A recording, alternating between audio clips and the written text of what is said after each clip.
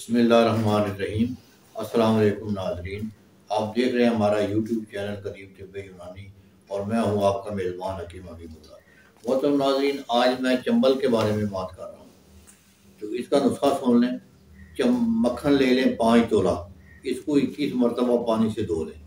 1 تولہ نیلا تھوتھا اس میں ڈال کر 5 گھنٹے رگڑائی کریں تو یہ نسخہ تیار ہے۔ تو یہ چمبل کی جگہ پہ لگائیں اور چمبل کو دن میں صبح شام دھوئیں، کپڑے دھونے والے صابن سے دھو کر خشک کریں، اوپر یہ لگائیں صبح شام۔ تو انشاءاللہ چند دنوں میں چمبل، ددر یہ سب ختم ہو جائے گا۔ السلام علیکم۔